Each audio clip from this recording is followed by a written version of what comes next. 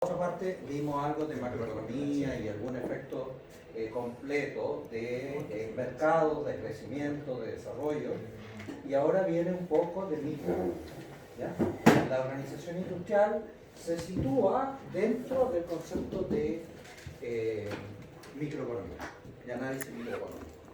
Por lo tanto, vamos a tener que avanzar en conocimiento sobre la teoría de la firma, pero sobre la base del agente principal, la teoría de contrato, que ya tiene un documento para leer.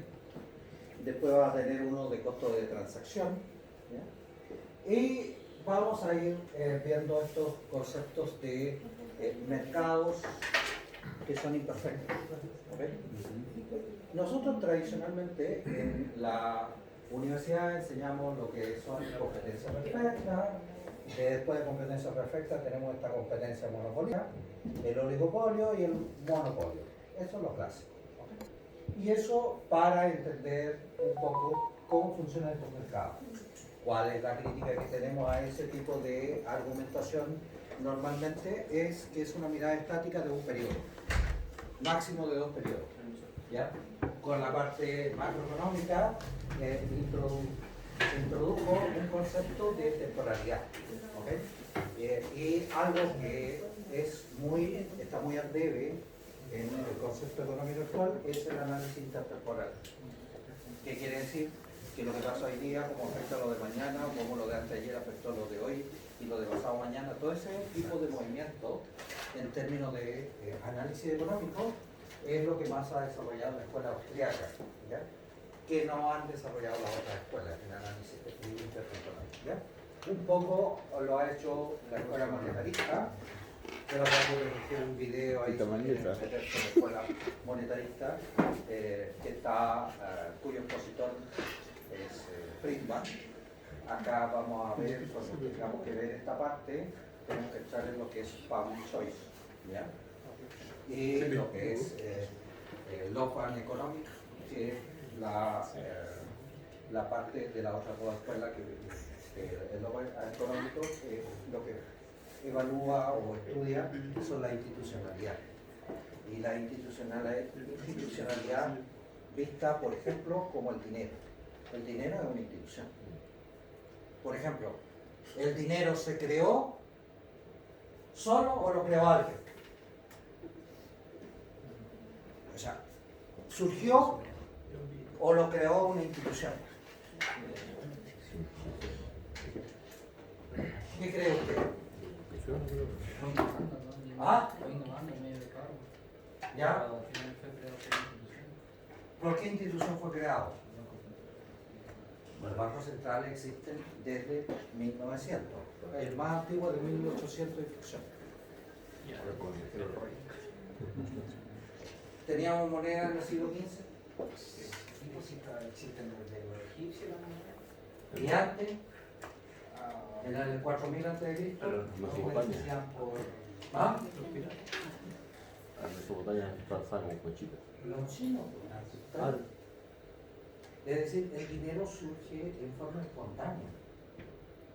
Surge en forma espontánea. No lo creó alguien, sino que fue parte de lo que la gente empezó a usar para intercambiar. Por ejemplo, en los mayas, ¿qué es lo que usaban como moneda? ¿El trueque? ¿Ah? ¿El trueque? ¿Cómo? ¿Qué usaban como moneda para pagar? ¿Se cambian los productos? No, eso es trueque. Sí. Como moneda. El trueque es que tú... ¿Cuál es el problema que tenemos con el trueque? Que hay cosas que tienen más valor que otras, entonces no podía hacer el Que intercambio. regulan los valores. O sea, el problema que tenemos es que si yo quiero vender una vaca y tú quieres vender un auto, ¿cómo sacamos la equivalencia de vaca por auto? Y luego que el que vende el auto y el que vende vaca se encuentren y que uno quiera el otro producto, ¿entiendes? O sea, encontrar la contraparte en el trueque es difícil. Entonces, dado eso, se tuvo que encontrar un medio de intercambio. Y ese medio de intercambio fue el dinero. En el caso de los mayas, era el cacao. en otras culturas eran las pieles de animales. En el Medio Oriente y en Asia usaban la sal. Como de ahí viene el concepto de salario. De ahí todavía que viene la costumbre que no me pasen la sal en la mano porque vamos a pelear. ¿Por qué era eso? Porque si la sal se caía, ¿de quién había perdido? ¿Me entiendes? Entonces, la institución del dinero, ¿por qué la gente, y esta es una pregunta que normalmente uno se hace todavía desde el punto de vista económico, ¿por qué la gente recibe un papel a cambio de entregar un activo real? Por ejemplo, si tú vendes un automóvil o una vaca, ¿por qué aceptas un papel como representante de un valor? Si el papel no tiene ningún valor en sí. Como antes estaba el dinero representado en oro, asumimos que ese papel tiene su equivalente en oro. Pero vamos al oro. ¿Por qué aceptas oro? ¿Qué uso tiene el oro en nosotros? ¿Te lo puedes comer? Imagínate cuánto servirá el oro, 1 kilo de oro en el desierto del Sahara y estás solo. Nada para valorar más el agua. O sea, no vale nada, ¿no? No puedes hacer nada con eso. Bueno, esa pregunta todavía no está resuelta. ¿Por qué la gente acepta eso? ¿Por qué la gente acepta papeles de intercambio? ¿Por qué la gente acepta que la moneda del peso chileno vale lo que decimos que vale, ¿no? ¿Por qué no aceptamos otra cosa? Miren el caso de la economía argentina. Porque ellos tienen 3 precios de dólar, 3 o 4 precios de dólar, uno de ellos es blue.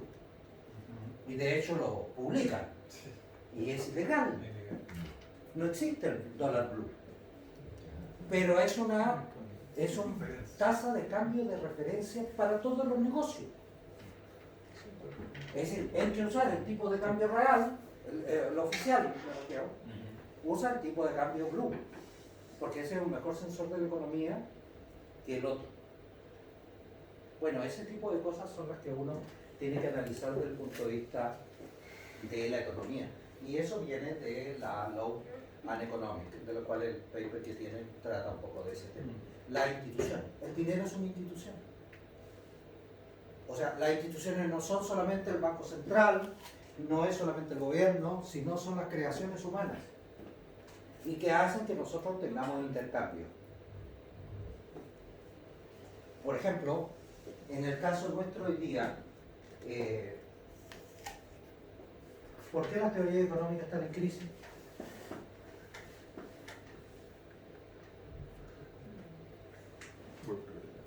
¿Qué decía la teoría keynesiana si usted inyectaba dinero a la demanda? ¿No? Que decía que Keynes. Que la oferta aumentaba, ¿sí o no? Y con toda la inyección de dinero la oferta aumentó. No aumentó.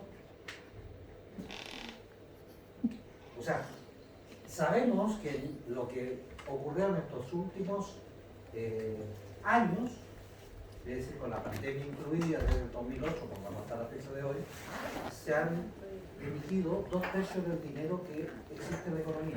2/3. ¿Qué quiere decir esto?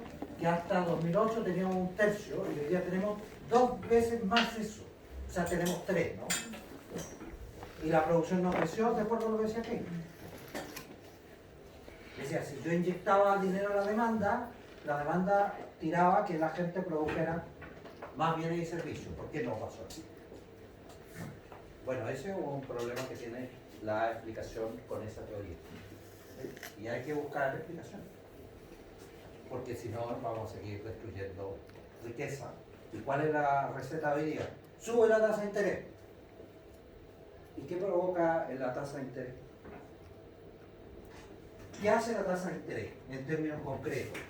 Si yo subo la tasa de interés, mire, vamos a ver esta cosa más bien en la lógica de cómo se está viendo hoy día. Que esto lo están hablando los monetaristas, los financieros, todo el mundo ya dice, tenemos que hablar ya no en términos de tasa de interés, sino sobre el valor de los activos. ¿Qué no lo que decía la escuela austríaca por 1900? ¿Qué es lo que ocurre? Mira, si yo tengo un activo que es de 1000, supongamos que ese es el activo 1000, ¿sí? Y tienes una tasa de interés del 1% o tienes una tasa de interés del 10%. ¿Cuál es el valor del activo si esto lo consideramos en términos perfectos? Este es un flujo y esta es la tasa. ¿Cuánto nos da? ¿Cuánto nos da el valor del activo cuando esto está así? ¿Cuánto es el valor? Dividido por 0,1. 0,01, ¿cuánto es?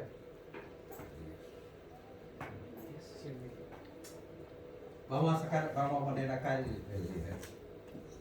El valor del activo va a estar ahí, ¿ya? ¿Este cuánto vale?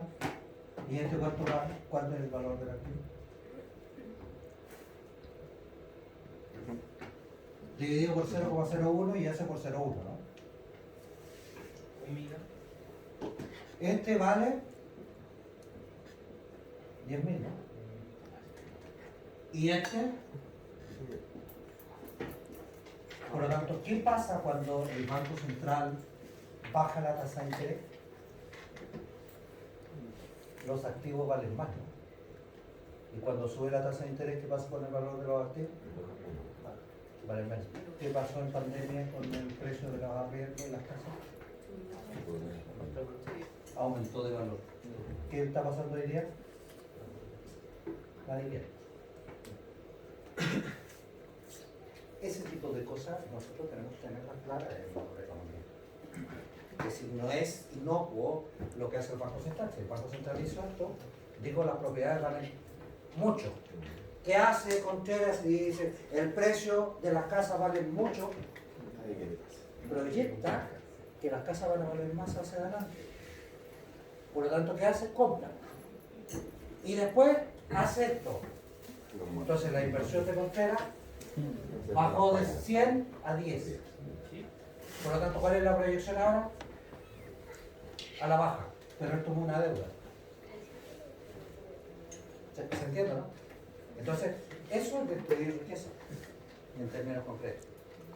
¿Se entiende? Esta cosa es bastante sencilla, si usted se da cuenta. Es casi tautológica. Bueno, de eso vamos a tener que meternos un poco en esto, en los monopolios naturales, la corrupción, cómo lo explica Venezuela, cómo lo explica otro. ¿Ok? Por lo tanto, esta es la parte del menú de ahora. ¿Ya? Por lo tanto, la organización industrial trata de estas tres cosas. Del funcionamiento de los mercados, de las políticas públicas y las intervenciones de la autoridad política y la autoridad monetaria, y la estructura que tienen los mercados. Y cuando hablamos de estructura, es si es un monopolio, un oligopolio, una competencia monopolística, ¿qué estructura tiene? ¿Ok? Por lo tanto, la materia que vamos a ver ahora es organización industrial y trata de estos tres tópicos. Si usted se da cuenta, estructura de mercado, todo lo que se estudia de mercado imperfecto. Todo lo que es el funcionamiento del mercado tiene que ver con regulación, intervención del gobierno, institución. Y las políticas públicas, aquí vamos a ver que existen fallos del Estado también. Es decir, el Estado también tiene fallos. ¿Qué significa eso? Los fallos que tenemos en la parte privada son que hay externalidades, que hay bienes públicos, ¿sí? Y generalmente lo que encontramos es que el tipo que es privado produce un bien que no absorbe todos los costos, sino que son precios y costos incompletos. Por lo tanto, hay que hacer que asuman esos costos indirectos. Y ahí sale una lógica de regulación de la escuela de Harvard y después de Chicago, de que el que contamina paga. ¿Has escuchado eso? Es que el que contamina paga. Bueno, ¿y el Estado cuánto paga? ¿Cuánto paga si se equivoca? Es decir, el Estado invirtió en un puente y el puente no funciona. Tiene algunos ejemplos por aquí cercanos. Se le ocurre cambiar un sistema de transporte en una ciudad de 8 millones y nadie pagó la cuenta, la seguimos pagando nosotros. ¿Cuánto paga el Estado? Ese es un fallo de mercado, o un fallo de Estado. Eso es lo que muestran las escuelas nuevas de economía. ¿Okay?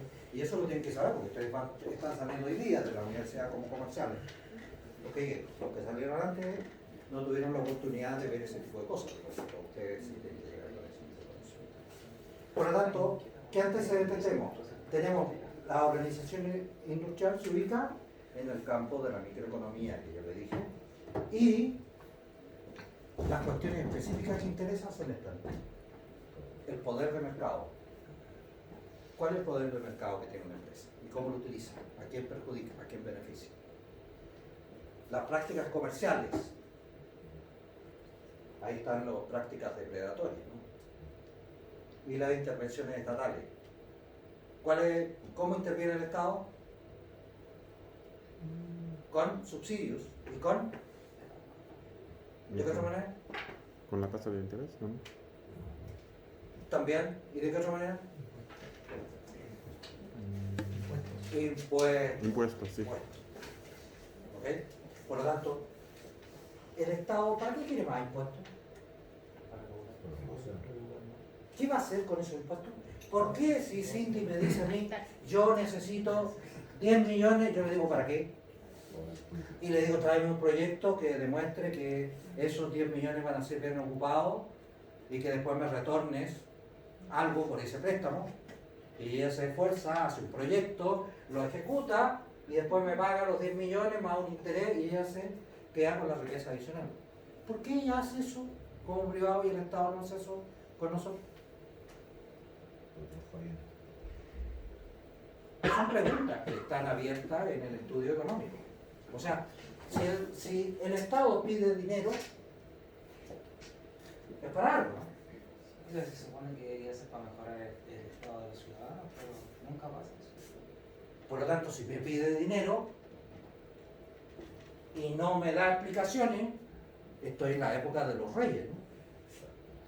O sea, los reyes que te decían, Diana, mira, el impuesto ahora es este, pero es que no me alcanza. Ah, no sé, paga.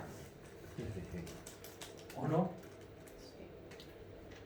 ¿Pero y para qué? No lo podías preguntar para qué. Te mataba el dueño, ¿no? No, estás loco. La necesito que trabaje, la golpeo. ¿Me entiendes? La castigo, ¿me entiendes? Pero la mantengo viva. La otra arma. ¿Me entiendes? Pero claro, pues, sí. Vean la historia, ¿me entiendes? Bueno, de esto es lo que estamos hablando. Las intervenciones estatales son todas beneficiosas realmente. Hay unas que sí lo son, pero hay otras que no. Pero no podemos asumir una cosa como cierta porque está a un lado de la vara, ¿me entiendes? Es como decir, mire, los que se sientan al frente son buenos, los que se sientan atrás son malos, o viceversa. ¿Por qué? Porque ¿Y lo de qué? siempre somos los mejores. ¿Ah? Ya. Por lo tanto, los mercados los vamos a clasificar en esto. Mercado en lo que existe una empresa dominante, mercado en lo que existe algún tipo de competencia y mercado en lo que existe corrupción. Es decir, acuerdo. Y la colusión no tiene por qué ser como la de la farmacia o de los pollos, ¿no? ¿Dónde existe una colusión y que la aceptamos? Y ni nos quejamos. No, ahí nos quejamos y queremos que nos devuelvan. ¿Dónde? ¿En qué mercado pasa eso? Que hay corrupción, se mandan los clientes, le extraen todo lo que puede al cliente de acuerdo a lo que tiene y el producto es el mismo. La salud. El médico. Cuando esto lo digo en la facultad de medicina, me odio. Pero después que lo explicamos la racionalidad, se dan cuenta que es así. Pues el médico te atiende en el barrio Lugo Judó y atiende después en la clínica Las Condes, en la clínica Las Condes, te cobra esto y en el Judó te cobra esto. Y la atención base del producto base es el mismo. operó y es la misma operación. ¿Qué es lo que cambió entre el Barroluco y el de? El tiempo de espera. Cambiaron tres cosas. Acuérdense que usted estudió marketing.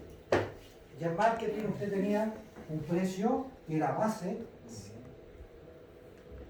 uno que venía que era adyacente, ¿no? Y el complementario. ¿Sí? Por lo tanto, ¿qué es lo que cambia? No el base. O sea, no te va a operar distinto, no te va a hacer una operación que no corresponda, ¿me entiendes? No? Te hace la misma. ¿Qué cambia? La cama, el tiempo de espera que dijo Díaz, ¿sí? El trato, el olor a colonia, el televisor, la cama un poquito más ancha, El acceso a la tecnología. ¿sí? Pero el producto va a ser el mismo. La habitación. Las probabilidades de morir son iguales en los dos lados. Profe, como yo que voy a decir eso, no, para mí no se cambia realmente. Es porque tu plata está disponible y por eso te da como un buen tratamiento. Ahí está el televisor, es tu plata. ¿Sí? Pero ¿qué hace el productor en ese caso? Te extrae todo el excedente. Te extrae todo el excedente. Pero te extrae el excedente de acuerdo a lo que puedes pagar. Es decir, si la persona ve que puede pagar esto, te cobra eso. Si ve que puedes pagar esto, te cobra todo. Y esa es una forma de extraer el excedente del consumidor. De hecho, el médico en economía de la salud está categorizado como el monopolista perfectamente discriminante, porque discrimina precios. ¿Se acuerda que eso lo estudió por ahí? Vamos a repasar un poquito de eso. La discriminación de precios. ¿Bien? Pero, por ejemplo, también tenemos diferencia, por ejemplo, comparando la imagen entre el Barroluco y El Salvador, siendo los dos la sede sur de la Chile, la sede oriente de la Chile, la calidad de los profesionales es totalmente diferente. Entonces, ¿Y eso por qué? discriminación. No, eso tiene que ver con la escuela. Recuerde que dentro de la profesión médica, y esto es para todos los que son del área de la salud, los tipos operan sobre la base del mérito. ¿Qué quiere decir mérito? El que más sabe, el que más hace, el que más prestigio tiene. ¿Ok? Por lo tanto, si usted llega a un hospital y dice, mire, vamos a nombrar a Diana como directora. Y Diana es top. Todos le hacen caso. Si ella no es la top y el top es Leodín, a ella no la pesca. ¿Me entienden? Porque ahí existe la pirámide de la meritocracia. De hecho, entre los médicos, ¿cuál es el médico que más respetan todos? Y todos pasó el doctor. Y él también es doctor. Estamos hablando de Chucur doctor.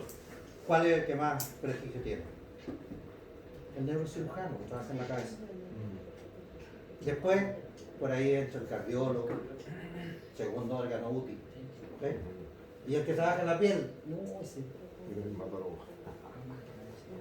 ¿Me entiendo? Y es importante lo que te pasa en la piel, pero la jerarquía de sus preferencias es distinto. ¿Me entiendes? Y eso es una estructura que modifica el mercado. Por lo tanto, el mercado de la salud, cuando uno compite, ya no compite de la forma habitual que en otros mercados. Ahí se compite en la relación producto-mercado. ¿Qué quiere decir esto? Que si yo hago cirugía de vesícula, compito con los que hacen cirugía de vesícula en otro lado, pero no con los que hacen cirugía de otro tipo de organismo. ¿Entiendes? No son con mi competencia. ¿Por qué razón? Porque van a llegar conmigo los que tienen problema en la vesícula. Y los que tengan problema en páncreas van a ir al frente. Nunca van a ir conmigo. No son competencias. ¿Entiendes? Por lo tanto, el estudio microeconómico de ese mercado es diferente al que se genera en otro tipo de ámbito económico o área económica. ¿Ok? Las prácticas comerciales, por ejemplo, usted obstaculiza la entrada de los competidores, los precios predatorios, las guerras de desgaste, los contratos de exclusividad entre productores y distribuidores, la discriminación de precios, la venta en bloque. Estas son las ventas atadas, una forma de eso. Que compras entes, vas a, por ejemplo, lo que existía en Chile antes, y que después se prohibió, era que si tú tomabas un crédito, es comprar todos los seguros que el banco te cobraba. Esa era una venta atada, porque la condición para obtener el crédito era que comprara 2, 3, 4 seguros. ¿Me entiendes? Era parte de ese estilo. Las guerras de desgaste son por precio normalmente, los precios predatorios son cuando alguien establece un precio por debajo del costo para sacar a alguien del mercado. Y las barreras de entrada, esas pueden ser provocadas, pueden ser naturales o pueden ser provocadas por el gobierno. Por ejemplo, ¿qué barrera de entrada es provocada por el gobierno? ¿Qué barrera de entrada está provocada por el gobierno? ¿Cuál? ¿Cuál creen usted que puede estar provocada por el gobierno? Las concesiones. Las concesiones crean monopolio. O sea, si yo entrego una concesión de una carretera, si quieres andar por esa carretera, tienes que pagarle al que tiene la concesión. Si te doy una concesión de iluminación para telefonía celular, igual. Solo tú puedes ocupar. No puede llegar otra compañía a tomar ese lugar. ¿Ok? Las licencias, por ejemplo, los medicamentos, las patentes. Las patentes para producción de un bien que están protegidas. La industria protegida, por ejemplo, toda la política industrial que se ha hecho en Occidente ha ido sobre la base de proteger sectores. Y en base a eso tenemos ciertas justificaciones. Por ejemplo, que está creciendo poco. Que nosotros somos muy chicos y tenemos que competir con empresas muy grandes. Y esas son justificaciones para mantener aranceles altos. Por ejemplo, se lo coloca arancel a la importación de neumáticos porque quiero proteger la industria nacional. Ejemplo, al otro lado de la cordillera. ¿Cuánto pagan los argentinos por neumáticos? El precio más caro de América Latina. Y son fabricantes. Y son fabricantes. ¿Quién está ganando entonces? ¿Ah? ¿Quién gana ahí? ¿La empresa? El empresario dueño de los neumáticos. Porque el Estado, ¿qué es lo que está haciendo? Sacar dinero de las arcas fiscales, ¿para qué? Para pagar el diferencial de producción, para mantener un precio bajo, ¿sí o no? Y a pesar de todo, los nacionales siguen pagando un precio más alto. Por lo tanto, el precio más alto y el subsidio estatal, ¿quién está echándose el dinero en los bolsillos? El dueño. En general, todas las políticas proteccionistas siempre han beneficiado al productor, no al consumidor. Porque el consumidor paga un precio bajo, pero está pagando impuestos. Por lo tanto, cuando yo sumo lo que paga impuestos versus lo que paga por el producto, están terminando pagando más. Todo lo que es subsidiado en la economía es porque lo recaudó de usted. Es su billetera la que está gastando. Y eso es lo que hay que tener en términos de equilibrio, ¿me entiendes? ¿No? O sea, por eso hay que generar ese tipo de... ¿Qué más interesa aquí? La eficiencia y la generación de excedente. Por lo tanto, lo que se busca es maximizar el excedente del consumidor y el excedente del productor. Por lo tanto, estamos en un concepto de Keynes. Recuerda que Keynes es el que habla de equilibrio parcial y equilibrio general, que no es general, es parcial. ¿Ok? Por lo tanto, lo que nosotros tenemos en términos de la riqueza se puede componer de qué cosa? Del excedente del consumidor y de los beneficios del empresario. Y aquí están las dos fórmulas de cómo lo obtengo. Esta es la parte del excedente y esta es la parte de los costos de producción. Y aquí salen los beneficios. Por lo tanto, en esta integral, lo que yo obtengo es producto del ingreso menos los costos. Y eso es la generación de riqueza. Por lo tanto, la riqueza sigue siendo la misma diferencia que nosotros tenemos. Ahora, si nosotros sacamos la derivada de esa función, de esta, con respecto a la cantidad, obtenemos nuestra relación de producto marginal. Y ese producto marginal, como costo marginal, es este punto, o cualquier punto que se da en la curva de oferta. Por lo tanto, por eso decimos que en competencia perfecta,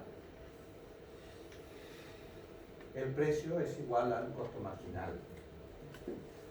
Por lo tanto, en competencia perfecta se iguala precio a costo marginal, mientras que en monopolio igualamos a ingreso marginal. Y esa es una diferencia con respecto al bienestar social, porque la curva se inclina. ¿Okay? Por lo tanto, esto que tenemos acá, la primera forma de analizar estos mercados se inició en Harvard y salió este modelo. Este modelo logró explicar y generó beneficios y también unos costos muy altos respecto de la interpretación de los mercados y las políticas regulatorias que establecen los estados a nivel mundial. Recuerde que Estados Unidos para nosotros es la Roma de la época antigua, es decir, lo que ahí pasa se copia en el resto. Se generó un modelo en el cual decía, mira, la estructura del mercado genera una conducta y esa conducta provoca unos resultados. Pero esta mirada era una mirada lineal. Entonces, si tú querías provocar un efecto distinto, ¿qué es lo que tenías que hacer? Bueno, o afectabas aquí o afectabas acá. Entonces, en la estructura, ¿qué hacen los tipos que se dedican a la regulación en términos de estructura? Aprueban o no las fusiones de empresas, por ejemplo. Dicen, esta empresa es muy grande, se tiene que separar. Eso ocurrió en Estados Unidos en la década de 1900-1920 con la separación de las grandes conglomerados empresariales de ese entonces, dentro de lo que estaba Westinghouse, General Electric y otras, que abarcaban una cantidad de empresas y sectores muy grandes. Entonces afectaban esto, la estructura del mercado. Es decir, tenemos muchos consumidores y muchos productores. Ese era el paradigma de competencia perfecta. Y la conducta. ¿Qué conducta vamos a sancionar? Todas las prácticas predatorias, por ejemplo, de precio. Todo lo que establecemos que no son buenas.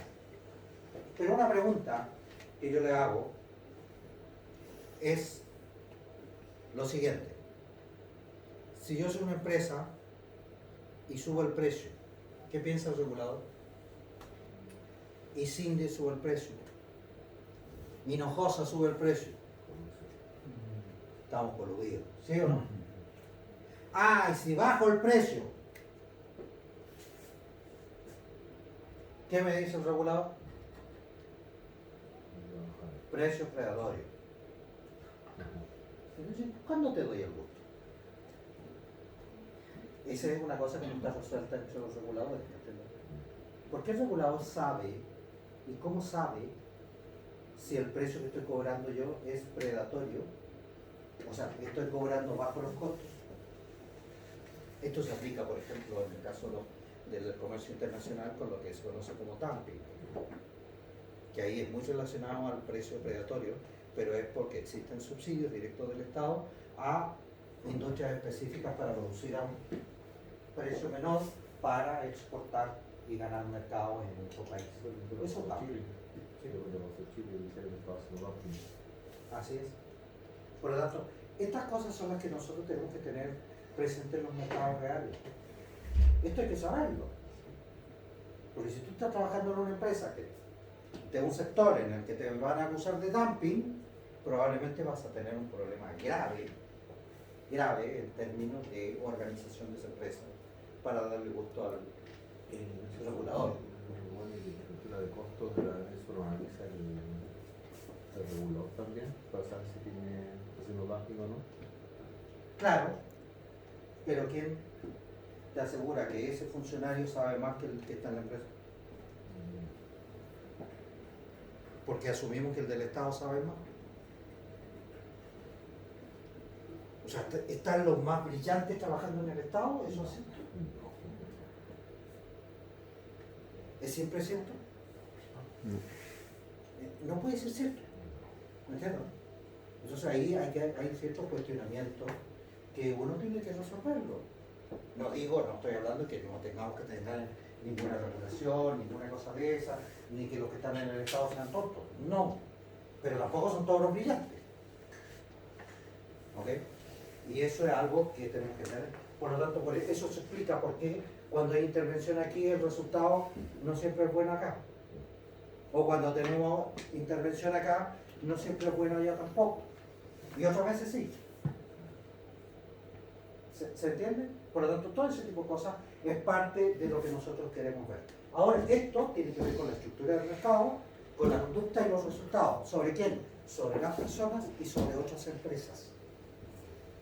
Es decir, no es solamente sobre el consumidor, sino sobre los otros participantes del mercado. ¿Okay? ¿Qué características tienen los mercados? Una estructura de costos. Esto tiene que ver con las economías de escala. Primera relación que vamos a analizar en términos de cuál es la mejor economía de escala que debe tener una empresa. El número de compradores o vendedores. Esto tiene que ver ¿con qué cosa? Con la competencia. La diferenciación de productos con el satisfactor. La existencia de barreras, estas que coloca el Estado o que son propias o que son desarrolladas por la propia empresa. Por ejemplo, ¿quién podría en este momento competir con Apple? ¿Quién puede competir con Apple? Xiaomi. ¿Quién puede competir con Microsoft? ¿Cuánto domina Microsoft del mercado mundial? Más del 80%, 85% del mercado mundial. ¿Quién tiene espalda para eso? Por eso que Bill Gates regala la fortuna y de nada la tiene toda entera de nuevo. Si está sacando sobre 8.000 millones ventas, o sea, te vas a hacer rico varias veces durante tu vida. ¿Se entiende? Entonces, pero esos tipos tienen una ventaja que es competitiva, que no es copiable. Todos sabemos lo que hacen, software. Todos sabemos lo que hacen, base de datos y distintos productos. ¿Por qué no hay nadie que ha sido capaz de llegar a producir lo que hacen ellos? Porque el tipo tiene, además de tener una producción de cerebros, tiene una organización que soporta un esquema de mercado completo, que no va solamente desde la producción, sino que parte mucho antes, desde la selección de ideas y de personas, la producción y la comercialización y la mantención permanente de activos en el mercado. Y eso hace una diferencia enorme en este tipo de cosas. Ahora, hace tiempo atrás estuvo en una disputa por el dominio de Internet. Y finalmente abandonó. ¿Por qué razón abandonó? Porque ir a pelear un poco, 4 chauchas ahí, versus todo lo que tenía, que se metiera el regulador y lo hiciera que se dividieran, era mejor dejar ese mercado secundario y no meterse. Porque ya se estaba integrando, o sea, que tenía todo el Office. De hecho, el Open Office, ¿quién financia el Open Office?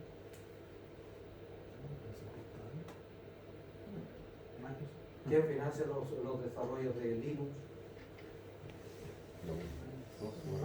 ¿Ah? Microsoft financia su propia competencia. ¿Por qué razón? Porque si estoy solo yo, Diana como reguladora estricta, va a decir, no, dividas aquí en 4, en 6. ¿Y por qué en 4, en 6 y no en 3? No, porque yo digo 4, 6. ¿Me entiendes? ¿Por qué? Porque por el tamaño y todo lo demás, pero no hay ninguna otra decisión distinta. ¿Me entiendes? ¿Que va a beneficiar a los consumidores? Sí. Pero también puede que no. ¿Ok? Ese tipo de cosas son las que normalmente uno tiene que estar pendiente. Y la integración vertical que tiene que ver con la cadena de valor. Esta es la cadena de valor. ¿Sí? Por lo tanto, de esto es lo que estamos hablando en términos empresariales. Es decir, cómo vamos a administrar una empresa en un mercado de competencia imperfecta. ¿Ya? Por lo tanto, de estas cosas que están aquí, surge esto que tenemos acá. Las políticas de precios, los gastos de publicidad y los gastos en investigación e innovación, que son los que justamente investigan los reguladores. Es decir, ¿qué es lo que van a averiguar? La política de precios. ¿Qué van a ir a ver? ¿Cuánto gasta en publicidad? ¿Cuánto hace de investigación y desarrollo? Bueno, pero no quiere que haga investigación y desarrollo. ¿Cuánto es bueno y cuánto es malo? Ahí estamos en un problema medio difícil. Ya las leyes incluyen esta estructura y la conducta. ¿Ok? Por eso que los reguladores, por ejemplo, la CMF, el esquema de regulación de Chile, tiene todo concentrado, que regulan el comportamiento y la estructura del mercado, al estilo de lo que hace la SEC. Entonces, ¿ya? Y ese es un esquema de regulación. Y de esa manera vamos a tener que algunos resultados en el mercado que van a ser buenos y otros no tanto. Y este es el enfoque determinista al respecto. ¿Okay? Algunos problemas del enfoque de estructura mercado que nosotros tenemos. El tratamiento de los costos variables y fijos. ¿Cuáles son variables que nosotros fijos? Las inversiones y los costos hundidos. Estos dos ejemplos que están acá tienen que ver, por ejemplo, con los ferrocarriles. Los ferrocarriles en Estados Unidos, cuando se empezaron a ser masivos, es decir, empezaron todos a fabricar carros y a instalar líneas de ferrocarril en Estados Unidos. Perdón. Líneas de ferrocarril.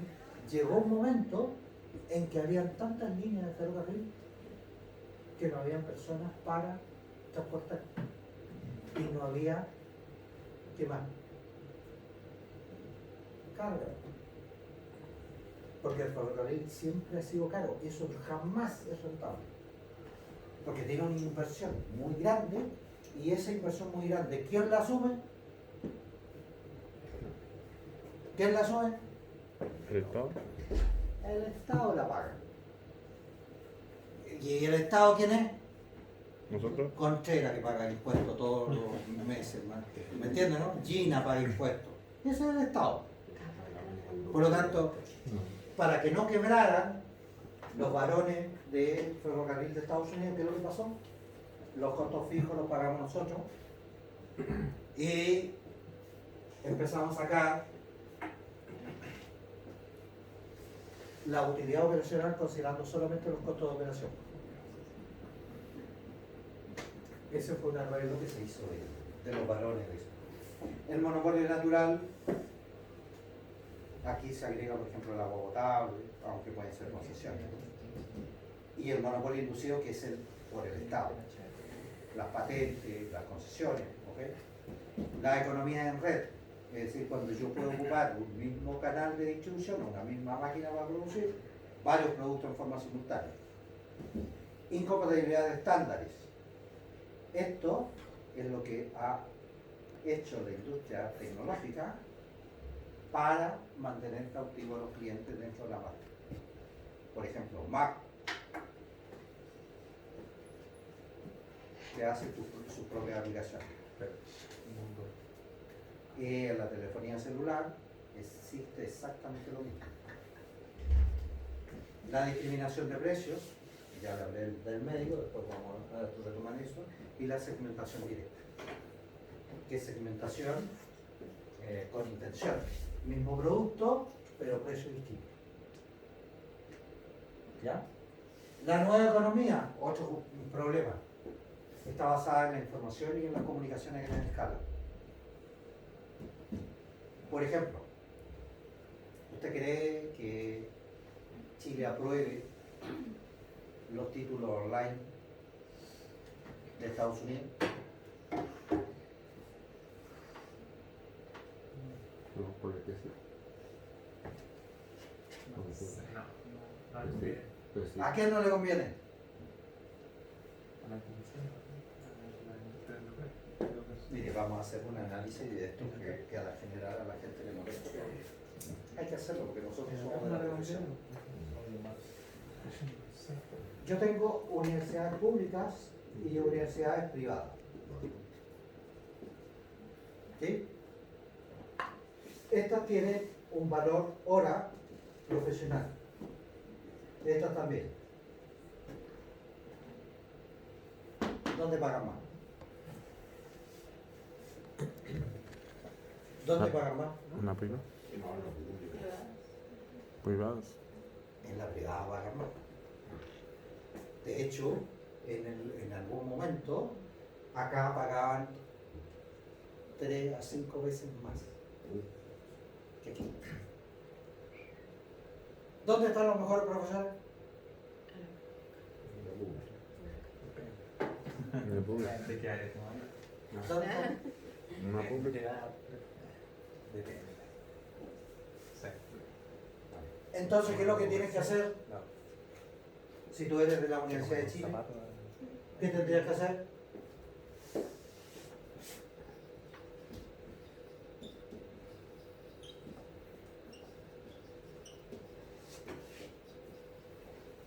¿Qué hago con eso? ¿Más seguro el dinero? Esto se hace igual. ¿Sí o no?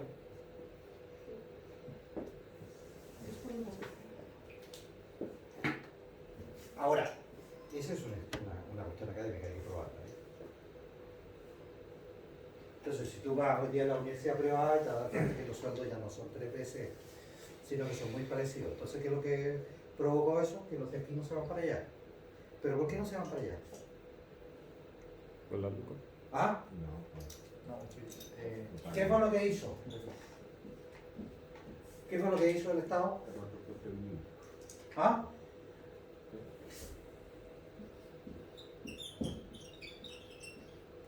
Fijó un precio máximo. Al fijar precio máximo, afectó los presupuestos de ambos, por lo tanto aquí les quitó, ¿o no? Por lo tanto, ¿cuáles se dieron cuenta de eso? Bueno, unas privadas siguieron siendo privadas. Perdieron gente. Están llenas. ¿Por qué? ¿Por qué están llenas?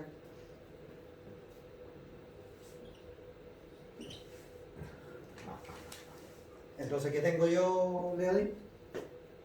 ¿Qué tengo aquí? Como la privada, profe. Selección de personal. O sea, tengo tipos que vienen a golpear la puerta. Entonces digo yo, Astorga. Tengo harto para donde elegir, ¿entiendes? Y va a haber una fila esperando. ¿Nivelaste o empeoraste? ¿Niveló o empeoró la educación?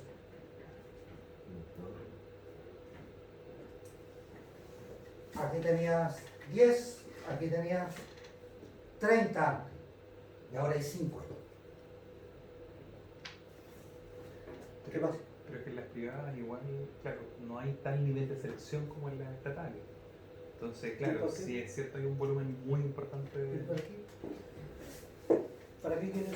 pero que me asegure la calidad del producto.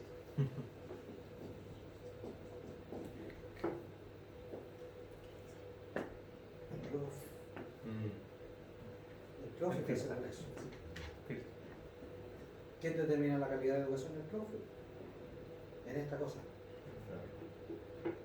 Y eso explica, y esto fue antes de la ley. Por ejemplo, en el caso de la Universidad Andrés Bello, la Universidad Andrés Bello fue y encontró a Astorga y le dijo, ¿para qué te estás perdiendo? Llevas una pila de años acá trabajando, te sacan la mugre, no tienes presupuesto. Mira, ¿cuánto es tu presupuesto?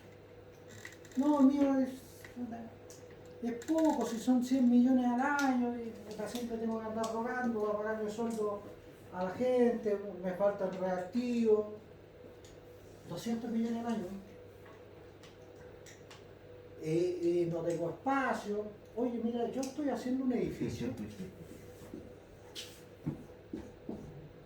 ¿Ya? Tu laboratorio, yo creo que queda bien en 2 pisos.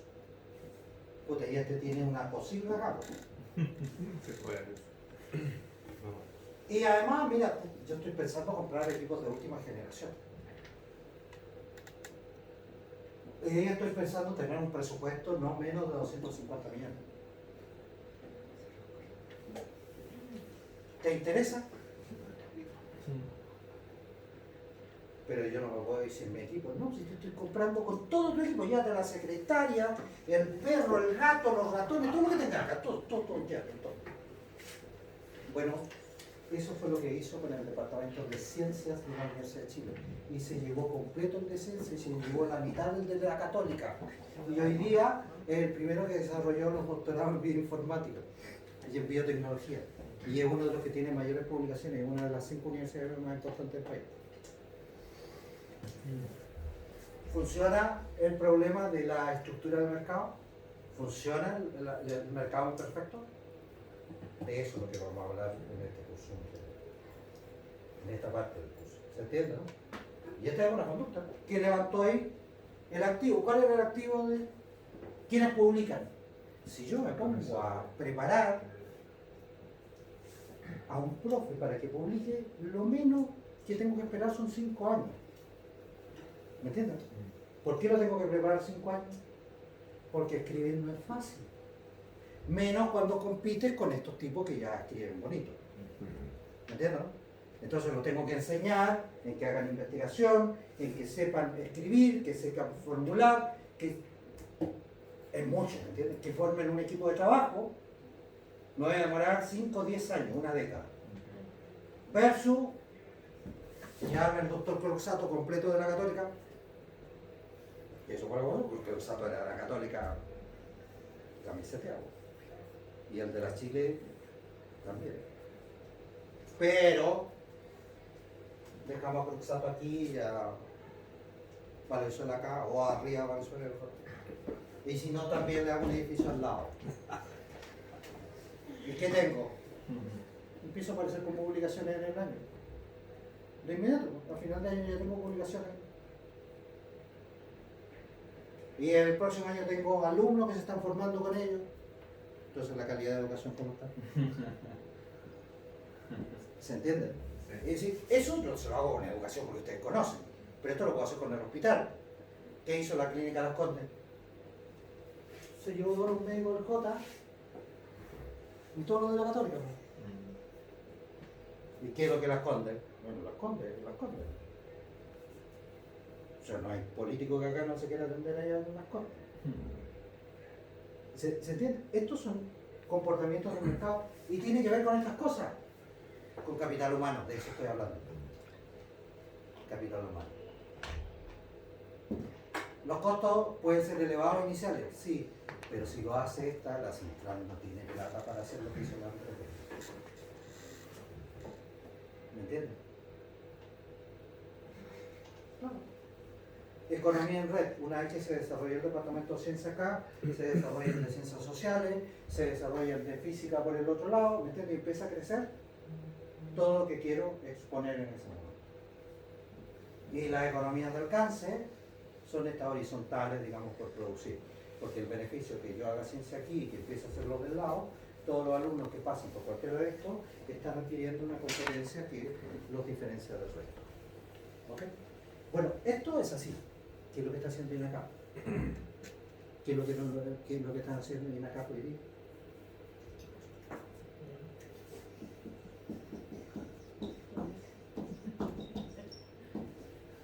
¿Qué? Lo está haciendo usar software. ¿Qué nos dijeron los profesores de econometría? Reviéntelos usando software. Porque los otros universidades no lo están haciendo. ¿Sí? Y como ese, existen otros. ¿Me entiendes? En los cursos básicos, que es lo que le estamos pidiendo en evaluación de proyectos, bueno, que se maneje con Project, con Visio, con Simulator, ¿ok? Y en finanzas también vamos a hacer eso. No tienen apuro por. Entonces, ¿qué es lo que ocurre en términos concretos? Que tú empiezas a sacar gente con competencia de productos que están en el mercado. Es decir, si yo le digo Risk Simulator, cualquiera que trabaja en bolsa sabe que este software se usa para hacer carteras de inversión.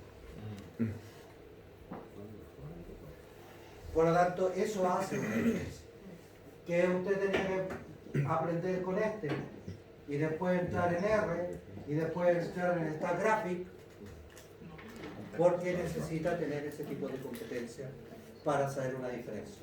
Y esa es la forma en la que compite en la educación superior. ¿Qué tiene usted que no tiene en la otra universidad? Usted puede bajar el Office completo. Puede bajar los software como alumno. En otra universidad no les dan eso. Y eso te hace una diferencia. Bueno, cada universidad va a hacer eso, ¿me entiendes? Y eso va por el lado de ser una tech. Entonces, usted se da cuenta, le he dado dos ejemplos en términos de lo que hacen los mercados y las empresas para tener una ventaja comparativa y competitiva en el mercado en el cual participan. Y esto es una cuestión que partió hace poco. Pero si esto se afianza y se continúa en la capa, va a sacar una diferencia con respecto al resto, porque cuando llegue un profesional que sabe manejar este tipo de software, que hecho en logística lo hacen usar Arena, Flexi, el ERP Sync, que probablemente usted le tocó con simulación de negocio, el SAP, Business, todo ese tipo de cosas. Que son herramientas que hoy día están de común conocimiento en la educación. ¿Okay? Y eso tiene que ver con lo que nosotros vamos a ver, y hay costos asociados a esto de transacción, de los cuales le voy a dejar un paper también, costos asociados al funcionamiento del mercado, desenvueltos asociados a la obtención de información, costos de llegar a acuerdo, por eso tiene el paper de contrato, léalo, costos de acto de formalización de contrato y costos para asegurar el cumplimiento de lo pactado, todos estos contratos. Y el que escribe es un académico que es abogado, pero es experto en economía de la Universidad de Padre. Por lo tanto, estos salen aquí los conceptos de selección adversa, asimetría informativa, comportamiento oportunista, riesgo moral, que son los que pasan en los mercados que vamos a analizar. ¿Ok? Y mañana seguimos con esto, con lo que se refiere por qué aparecen las empresas en el mercado y vamos a discutir ahí. ¿Bien? A leer pues el día para que se y aprender todo lo que puedan. Oiga, aprovecho de pasar de claro. Usen los software que están en la plataforma. Bajen los software de equipo. Hagan eso, porque eso va a generar una diferencia en el mercado. El que sabe ocupar una cosa o lo conoció alguna vez. ¿Pero te pasa la lista? No, no olvidé. Pero le agradezco porque no. Me cuenta. Ahora que hay papel escrito.